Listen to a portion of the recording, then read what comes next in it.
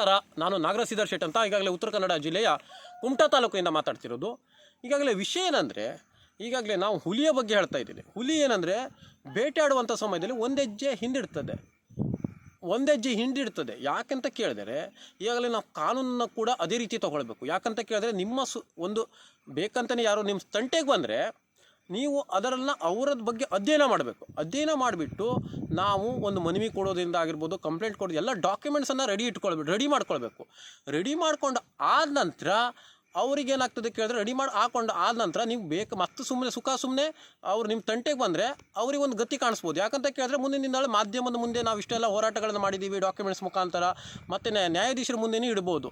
ಯಾಕಂತ ಕೇಳಿದ್ರೆ ನಮಗೆ ಮೊದಲೇ ನಾವು ಸಣ್ಣವರಿದ್ದಾಗ ಇದೇ ಸಮಸ್ಯೆ ನಮಗೆ ಎದುರಾಗ್ತಾ ಇತ್ತು. ಆವಾಗ ನಾವೇನು ಸ್ಟೇಷನಲ್ಲಿ ಹೋಗ್ತಾಯಿದ್ವಿ, ಪೊಲೀಸ್ ಸ್ಟೇಷನ್ಗೆ ಹೋಗ್ತಿದ್ವಿ. ಪೊಲೀಸ್ ಸ್ಟೇಷನ್ದಲ್ಲಿ ಹೋಗ್ಬಿಟ್ಟು PSI ಹೇಳ್ತಿದ್ವಿ, ನೋಡಿ ಸರ, ನಾವು ನಿಮ್ಮದು ಪ್ರೊಸೀಜ್ ಪ್ರಕಾರನೇ ಎಲ್ಲ ಮಾಡಿದ್ದೀವಿ, ನೀವು ಆಗಲಿಲ್ಲ ಅಂದ್ಬಿಟ್ಟು ಸುಮ್ಮನೆ ಬೋರ್ಡ್ ಕಿತ್ತಾಕಿ. ಯಾಕಂತ ಕೇಳಿದ್ರೆ ನಾವು ನೋಡಿ ಪದೇ ಬಂದ್ಕೊಂಡು ಇದು ಮಾಡ್ತಾಯಿದ್ದೇವೆ. ನಾವು ಡಾಕ್ಯುಮೆಂಟ್ಸನ್ನು ನಾವು ಮೊದಲೇ ರೆಡಿ ಮಾಡ್ಕೊಳ್ತಾ ಇದ್ವಿ.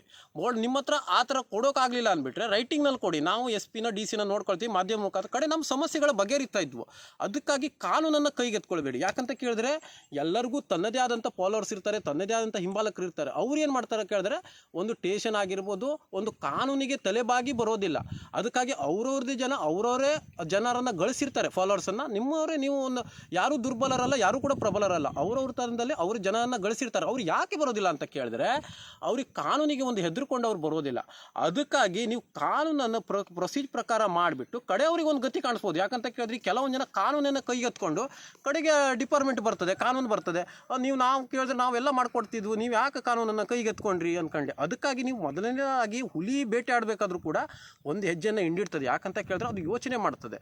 ಅದಕ್ಕಾಗಿ ಒಬ್ಬನೇ ಸಿಕ್ಕಿದಾಗ ಅದು ಮುರಿದು ಬಿಡ್ತದೆ. ಅದಕ್ಕಾಗಿ ನೀವು ಪ್ರತಿಯೊಂದು ಕಾನೂನಿನ ಪ್ರೊಸೀಜ್ ಪ್ರಕಾರನೇ ಮಾಡಿ ಅವರು ಬಗ್ಲಿಲ್ಲ ಅಂತ ಆಗ್ಬಿಟ್ರೆ ನೀವು ಅವ್ರಿಗೆ ಒಂದು ಗತಿ ಕಾಣಿಸಿದ್ರು ಕೂಡ ಡಾಕ್ಯುಮೆಂಟ್ಸ್ಗಳನ್ನ ಕಡೆ ನೀವು ಜಡ್ಜಿನ ಮುಂದೆ ಆಗಿರ್ಬೋದು, ಮಾಧ್ಯಮದ ಮುಂದೆ ಇಡ್ಬೋದು. ಯಾಕಂದ್ರೆ ನಾವು ಪ್ರತಿಯೊಂದು ಹೋರಾಟವನ್ನು ಅದೇ ರೀತಿ ಮಾಡ್ತಾ ಇದ್ದೀವಿ ಮೊದಲಿನಿಂದನೂ ಕೂಡ. ಯಾಕಂತ ಕೆಲವೊಂದು ಜನ ಏನು ಮಾಡ್ತಾರೆ, ಅದು ನಿಂದು ಸರಿ ಇಲ್ಲ, ನಾಳೆ ನೋಡ್ಕೊಂತೆ, ನಾನು ನಾಳೆ ಅವರಿಲ್ಲ, ಇವತ್ತೇ ಎಂಡ್ ಆಗಬೇಕು ನನಗೆ. ಯಾಕಂತ ಕೇಳಿದ್ರೆ ಈಗಿನ ಕಾಲದಲ್ಲಿ ಯಾರ ಮಾತು ಯಾರು ಕೇಳೋದಿಲ್ಲ, ಗಂಡನ ಮಾತು ಹೆಂಡತಿ ಕೇಳೋದಿಲ್ಲ, ಅಪ್ಪನ ಮಾತು ಮಗ ಕೇಳೋದಿಲ್ಲ, ನಿನ್ನ ಮಾತು ಕೇಳೋಕೆ ನಾವು ಕೂತ್ಕೊಳ್ಳಲಿಲ್ಲ.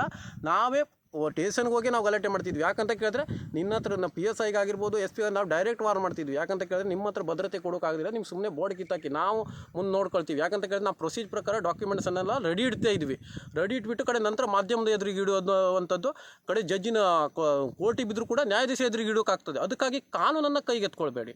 ಕಾನೂನನ್ನು ಕೈಗೆತ್ಕೊಂಡ್ರೆ ಕಡೆ ನಾವು ನೋಡ್ತಾ ಇದ್ವಿ, ಅದು ನೋಡ್ತೀವಿ. ಎಲ್ಲರಿಗೂ ಅವ್ರದ್ದೇ ಆದಂಥ ಒಂದು ಕಾನೂನು, ಎಲ್ಲರಿಗೂ ಸಮಾನತೆ ಇರ್ತದೆ, ಎಲ್ಲರಿಗೂ ಒಂದೇ ಕಾನೂನು ಆಗಿರ್ತದೆ. ಮತ್ತು ಏನಂದರೆ ಅವ್ರವ್ರದ್ದೇ ಆದಂಥ ಫಾಲೋವರ್ಸ್ಗಳು ಇದ್ದೇ ಇರ್ತಾರೆ. ಅವರೇನು ಕಾನೂನಿಗೆ ಒಂದು ಹೆದರ್ಕೊಂಡು ಯಾರ್ದು ಒಂದು ಅದು ಮುಂದೆ ಬರೋದಿಲ್ಲ. ಯಾಕಂತ ಕೇಳಿದ್ರೆ ಅವ್ರದ್ದೇ ಒಂದು ಪರ್ಮಿಷನ್ ಸಿಕ್ಕದ ಅಂದ್ಬಿಟ್ರೆ ಯಾರು ಹೊಡೆದಾಟ ಮಾಡೋದು ಯಾವುದೂ ಅಲ್ಲ. ಯಾಕಂತ ಕೇಳಿದ್ರೆ ನಾನು ಹೇಳಿದೆ, ನೋಡು, ನಮಗೆ ಸುದ್ದಿಗೆ ನೀವು ಸುಮ್ಮನೆ ಬಂದರೆ ನಾವು ಒಂದು ದಿನ ಫಂಕ್ಷನ್ ಇಟ್ಕೊಂಡ್ರೆ ಎಲ್ಲ ಹಬ್ಬ ಒಂದೇ ದಿನ ಇಟ್ಕೊಂಡ್ಬಿಡ್ತೀವಿ. ಯಾಕಂತ ಕೇಳಿದ್ರೆ ಯಾರಿಗ್ಯಾರು ಈಗಿನ ಕಾಲದಲ್ಲಿ ಕೇರ್ ಮಾಡೋದಿಲ್ಲ. ಅದಕ್ಕಾಗಿ ಹೊಡೆದಾಟ ಆಗಿರ್ಬೋದು, ಏನೇ ಆಗಿರ್ಬೋದು, ನಾವು ಚಪ್ರ ಹಾಕೊಂಡು ಮಾಧ್ಯಮ ಪೇಪರ್ಸ್ನಲ್ಲೇ ಸ್ಟೇಟ್ಮೆಂಟ್ ಹಾಕೊಂಡು ಇದು ಮಾಡ್ತೀವಿ. ಅದಕ್ಕಾಗಿ ಈಗ ಇಲ್ಲಿ ನೋಡಿ, ಪ್ರಪಂಚದಲ್ಲಾಗಿರ್ಬೋದು ಯಾರೂ ಕೂಡ ಯಾರ್ದು ಪ್ರಬಲರಲ್ಲ, ಯಾರು ಕೂಡ ದುರ್ಬಲರಲ್ಲ. 10 ತಲೆ ರಾವಣನೇ ಏನೂ ಇಲ್ಲದೆ ಹೋಗ್ಬಿಟ್ಟಿದ್ದಾನೆ. ಅದಕ್ಕಾಗಿ ನೀವು ಪ್ರೊಸೀಜ್ ಪ್ರಕಾರ ಕಾನೂನಾತ್ಮಕವಾಗಿ ಮಾಡಿ ಹೊಡೆದಾಟ ಮಾಡೋದು ಏನೂ ಅಲ್ಲ ಅದು. ಅದಕ್ಕಾಗಿ ಕೆಲವೊಂದು ಜನ ಎಲ್ಲೂ ತಪ್ತಾ ಇದ್ದಾರೆ ಕೇಳಿದ್ರೆ, ಕಾನೂನಿನ ದೃಷ್ಟಿಯಲ್ಲಿ ಅವ್ರು ಏನು ಮಾಡ್ತಾಯಿದ್ರು, ಪ್ರೊಸೀಜ್ ಪ್ರಕಾರ ಮಾಡೋದಿಲ್ಲ. ಯಾಕಂತ ಕೇಳಿದ್ರೆ ಕಾನೂನನ್ನ ಕೈಗೆ ಎತ್ಕೊಂಡ್ಬಿಡ್ತಾರೆ. ಅದಕ್ಕಾಗಿ ನಿಮ್ಮ ಒಂದು ಸುಂದರ ಜೀವನವನ್ನು ಹಾಳು ಮಾಡ್ಕೊಳ್ಬೇಡಿ. ಯಾಕಂತ ಕೇಳಿದ್ರೆ ಪ್ರತಿಯೊಬ್ಬರು ನಾವು ನೋಡ್ತಾ ಇದ್ದೀನಿ, ನೀವು TVಯಲ್ಲೆಲ್ಲ ಬರ್ತದೆ, ಅದೇನಂತ ಆಕ್ರೋಶಕ್ಕೆ ಒಂದು ಇದು ಮಾಡಿಬಿಡ್ತಾರೆ. ಆವಾಗ ಕಾನೂನನ್ನು ಚೌಕಟ್ಟಿನಲ್ಲಿ ಮಾಡಿರೋದಿಲ್ಲ ಅವರು. ಅದಕ್ಕಾಗಿ ಕಾನೂನನ್ನು ಕೈಗೆತ್ಕೊಳ್ಬೇಡಿ. ಮತ್ತು ಕಾನೂನನ್ನು ನೀವು ಪ್ರೊಸೀಜ್ ಪ್ರಕಾರ ಮಾಡಿದ್ರೆ ಯಾರೂ ನಿಮ್ಮ ಸುದ್ದಿಗೆ ಬರೋದಿಲ್ಲ. ಯಾಕಂತ ಕೇಳಿದ್ರೆ ಇವನು ಎಜುಕೇಟೆಡ್ ಇದ್ದಾನೆ ಮತ್ತು ಹುಷಾರಿದ್ದಾನೆ, ಎಲ್ಲ ಪ್ರೊಸೀಜ್ ಪ್ರಕಾರನೇ ಮಾಡ್ತಾನೆ ಅಂತ. ಅದಕ್ಕಾಗಿ ನೀವು ಕಾನೂನಿನ ಚೌಕಟ್ಟಿನಲ್ಲಿ ಎಲ್ಲ ಡಾಕ್ಯುಮೆಂಟ್ಸ್ ರೆಡಿ ಮಾಡಿ ಕಡೆ ಒಬ್ಬರೇ ಸಿಕ್ಕಿದಾಗ ಅವ್ರು ಹೊಡೋದೇನು ದೊಡ್ಡ ವಿಷಯನೇ ಅಲ್ಲ. ಈಗಿನ ಕಾಲದಲ್ಲಿ ಹೊಡೆದಾಟ ಮಾಡೋದು ಏನು ಬಡ್ದಾಕೋದಲ್ಲ ದೊಡ್ಡದು. ಆದರೆ ಅಲ್ಲೊಂದು ಕಾನೂನು ಅನ್ನೋದು ಒಂದು ಚೌಕಟ್ಟು ಇರ್ತಲ್ವ, ನ್ಯಾಯಾಂಗ ಆಗಿರ್ಬೋದು, ಕೋರ್ಟು ಕಚೇರಿ ಆಗಿರ್ಬೋದು, ನ್ಯಾಯಾಧೀಶರು ಅನ್ನೋದು ಇರ್ತಾರೆ, ಹೇಳೋರು ಕೇಳೋರು ಇರ್ತಾರೆ. ಅವರಿಗೊಂದು ತಲೆಬಾಗ್ಬಿಟ್ಟು ತಮ್ಮ ಒಂದು ಅಮೂಲ್ಯವಾದ ಜೀವನವನ್ನು ಹಾಳು ಮಾಡ್ಕೊಳ್ಬೇಡಿ. ಅದಕ್ಕಾಗಿ ಅದೇ ನಮ್ಗೆ ಭಾಳ ಸರಿ ಅಂಥದ್ದೇ ಸಮಸ್ಯೆ ಬರ್ತಿತ್ತು. ನಾವು ಡಾಕ್ಯುಮೆಂಟ್ಸ್ ಮೂಲಕನೇ ಎಲ್ಲರನ್ನ ಹೆಡೆಮುರಿ ಕಟ್ಟಿದ್ದೀವಿ, ನಮ್ಗೆ ಮುಂದೆ ಕಟ್ಟೋದು. ಯಾಕಂತ ಕೇಳಿ ಒಬ್ಬರು ಸಿಕ್ಕರು ಒಬ್ರಿಗೂ ಹೊಡೆದಿದ್ದೀವಿ ನಾವು. ನಂತರ ಬೇಕಾದ್ರೆ ಗ್ಯಾಂಗ್ ಕಟ್ಕೊಂಬಂದ್ರೆ ಗ್ಯಾಂಗು ನಮ್ಮ ಹತ್ರ ರೆಡಿ ಇರ್ತಾ ಇತ್ತು. ಮತ್ತೇನಂತ ಕೇಳಿದ್ರೆ ಕಾನೂನಾತ್ಮಕವಾಗಿ ಬಂದರೆ ಸ್ಟೇಷನಿಂದ ಹಿಡಿದುಬಿಟ್ಟು ಮಾಧ್ಯಮ A to Z ನೀವು ರೆಡಿ ಇಟ್ಕೊಂಡ್ರೆ ಯಾರು ದೊಣ್ಣೆ ನಾಯಕನೂ ಅಲ್ಲ, ಯಾರಿಗೂ ಹೆದರುವಂಥ ಅವಶ್ಯಕತೆಯೂ ಇಲ್ಲ. ಯಾಕಂತ ಕೇಳಿದ್ರೆ ನ್ಯಾಯಬದ್ಧವಾದ ಹೋರಾಟಕ್ಕೆ ಯಾರ್ದು ಅವಶ್ಯಕತೆಯೂ ಇರೋದಿಲ್ಲ. ಯಾಕಂತ ಕೇಳಿದ್ರೆ ನಿಮ್ಮ ಹೋಗುವಂಥ ದಾರಿ ನ್ಯಾಯಬದ್ಧವಾಗಿದ್ದರೆ, ಗಾಜಿನ ಮನೆಯಲ್ಲಿದ್ದರೆ, ಪಾರದರ್ಶಕವಾಗಿದ್ದರೆ, ಯಾರ ದೊಣ್ಣೆ ನಾಯಕಂದು ಈಗ ಬ್ಲಾಗಿಂಗ್ ಮಾಡುವಂಥರಾಗಿರ್ಬೋದು, ಯಾವ ದೊಣ್ಣೆ ನಾಯಕಂದು ಅಪ್ಪಣೆ ಬೇಕಾಗಿಲ್ಲ. ಆಗಿರೋದಿಲ್ಲ. ಅದೇನಂತ ತಟ್ಟಿ ಬಡ್ದು ಹೆದರ್ಸೋರು ಊರ ಮೇಲೆ ಭಾಳಷ್ಟು ಜನ ಇರ್ತಾರೆ.